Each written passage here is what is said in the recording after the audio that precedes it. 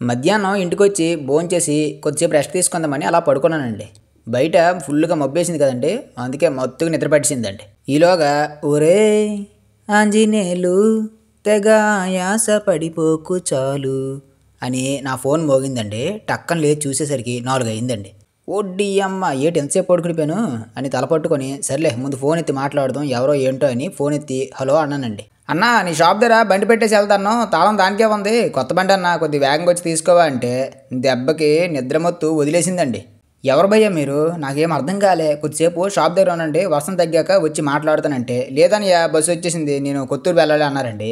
ఆ ఇంతకీ అది ఏ బండి దానికి ఏం చేయాలి బ్రదర్ అంటే దీనికి మొత్తం పీపీఎఫ్ లామినేషన్ చేయాలన్నా అన్నారండి. పీపీఎఫ్ లామినేషన్ అయితే కనీసం 2-3 రోజులు ముందే మాట్లాడాలి బ్రదర్ మనము. ఇప్పుడు నాకు ఫుల్గా వర్క్ ఉంది ఆ వర్క్ అంతా అయ్యేటప్పటికి 2-3 రోజులు పట్టొచ్చు అన్నానండి. ఏం పర్లేదన్న చేసుకోండి మీ పని అయ్యాకే నా పని చెయ్యండి.